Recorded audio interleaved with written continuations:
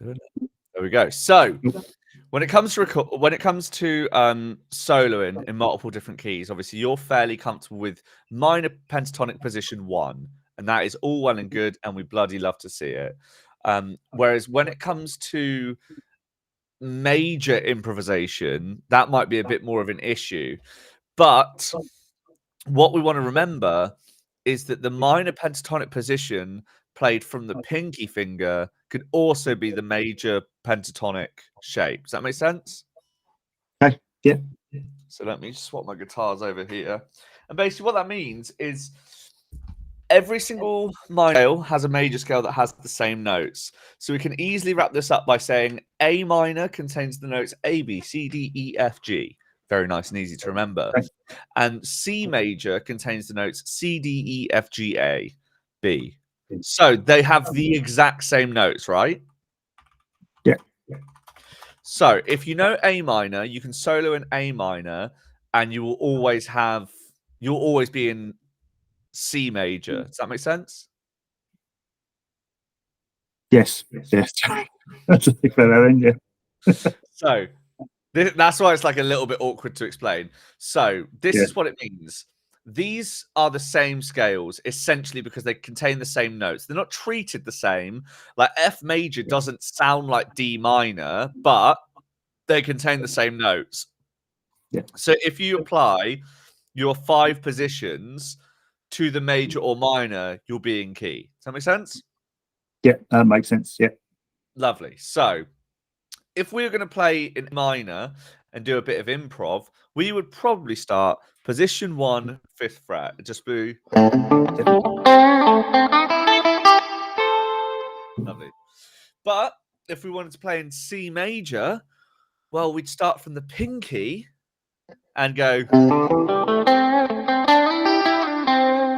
See how it's the exact same notes, but totally different vibe. Yeah. And that makes a lot more sense. Yeah. Exactly. So if you know that, then you're able to move anywhere. So learn the notes on the top string. So E, F, F sharp, G, G sharp, A sharp, B, C, C sharp, D, D sharp, E. Best way to remember that is there's a sharp in between everything except for E and F and B and C. That way you just add a sharp every time unless you're on one of those notes. So obviously you got the flats, but don't worry about that for right now. We'll do that as well. So let's give me a key out of those ones I just mentioned. Any note. I'll do that. I'll go with go C. Okay, C minor, lovely. C. Let's do our first position. Second.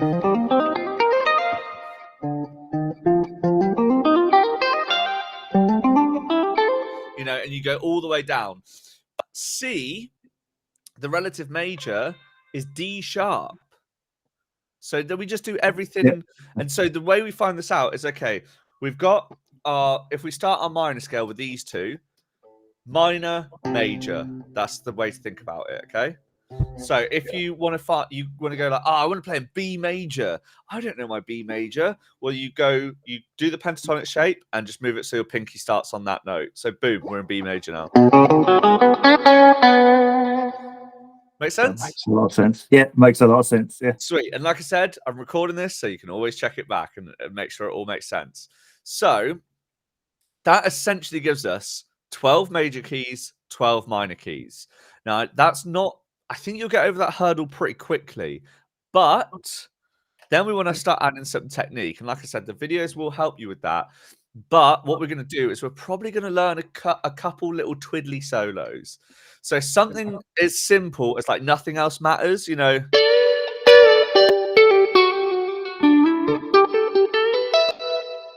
You know. Whatever it is, you know, that kind of thing. But that gives us a new lick. So look at that. Or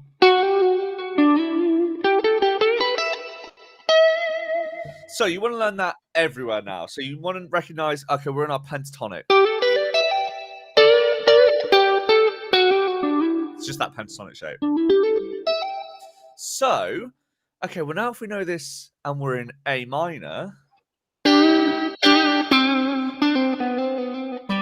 that A minor shape. So we're able to move it around. So if you go through, and feel free to let me know the ones you want to do, and let me know 5 to 10 licks. You'd be like, that lick is fucking sweet. I want to do it. And we'll be like, okay, we'll learn it. We'll understand what key it's in, and then we'll transpose it. So let me think of no, you might not know this one. It's a Dio cover by a band called Holy Diver. Now, I'm not saying we're going to get this level lick straight out of the gate, but it goes dodgy last note, but then you move that.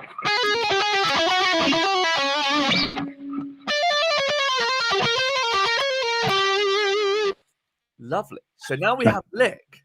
So now you go, oh, Jack, I was really hoping you'd play me some stuff in C minor. Oh, no worries.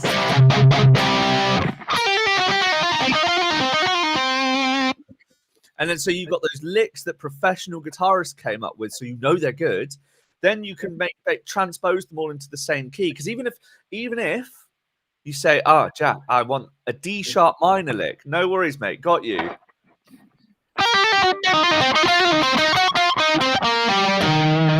And so you land on that note, changes the whole vibe. Yeah.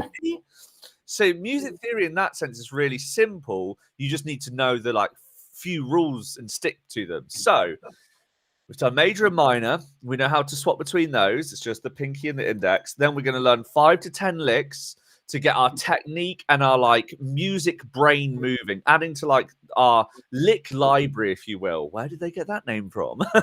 So that is how you can start to make yourself sound more musical. Then as it comes to speed, you want to do all the like, whether that's what you want to do or not, the ability to do it means that you're able to do a lot more. Having speed is never like, no. Imagine being in a Formula One car and be like, this, I would like this more if it went slower. You know, it just doesn't, it's capable of so much. So I've gone over this kind of stuff, but for what I want you doing is looking at like 1 octave of a scale in like 1 position. So that would be like something like that. Super simple.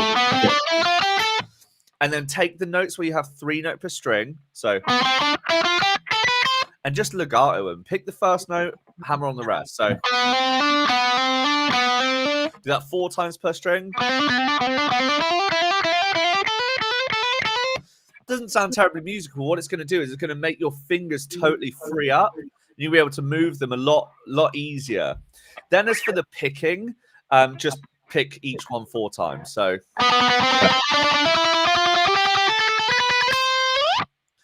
that's going to build up the accuracy. So now, essentially what you're going to get from that is the ability to solo in major and minor keys, have an expert musical brain with multiple licks, and you can always add to these licks and make sure how to transpose them.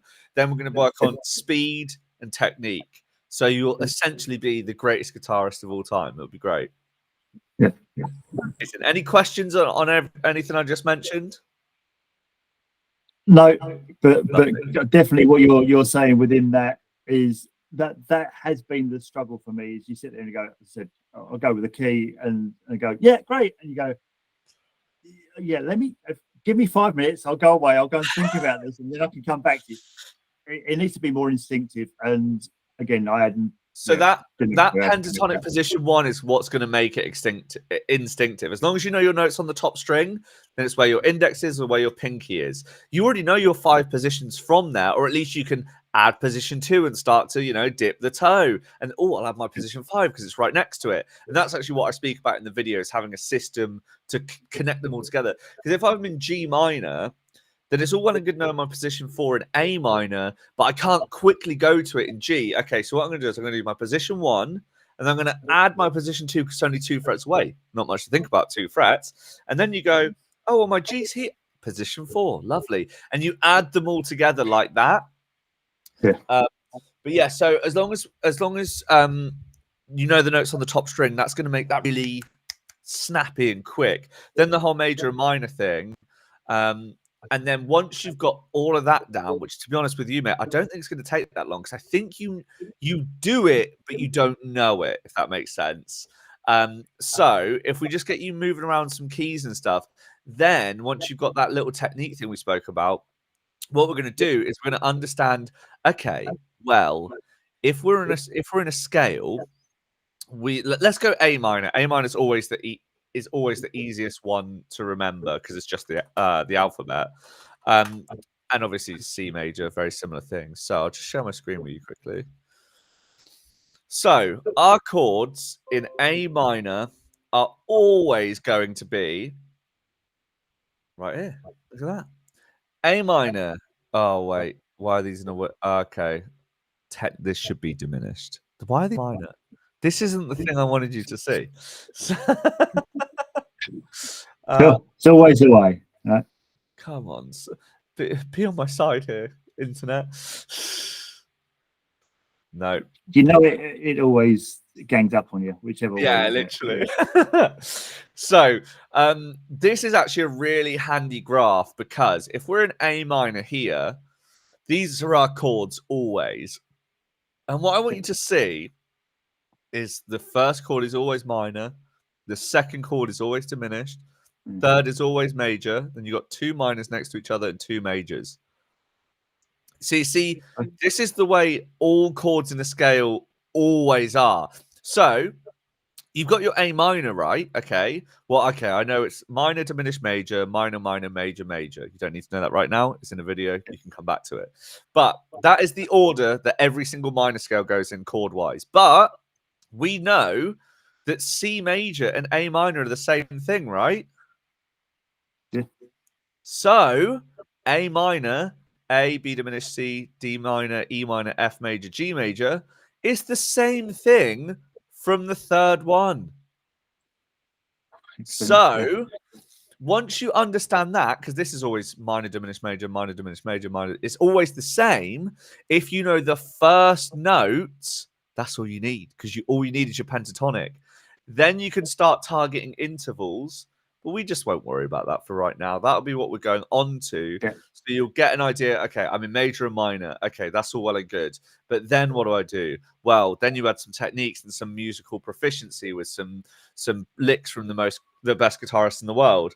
Okay, I've got that, but now I want to make my own. How do I target notes in the same way they did? Well, you look at your 3-note per string, you look at how the chords work, you look at what notes are in the chords and target them. You see how it starts from like pentatonic is cool. Mate, this is so funny. You know, like the bell curve, like you start here and you have a very simple basic belief. And as you get better and better and better, it goes to this like pentatonic is cool, to modes are the most important thing in music, targeting intervals is the best thing ever, that, you know, complicated, and then you go all the way, you complete guitar essentially, and it goes back to pentatonic is cool, you know. Yeah. So yeah, the pentatonic is cool as hell. You just got to learn those things, and then we'll basically unlock the fretboard. We'll definitely do that quicker than the time we have together. So then we'll be moving on to just shredding and doing everything you want with guitar. All right? Cool. Nice one, I man. like that. Yeah.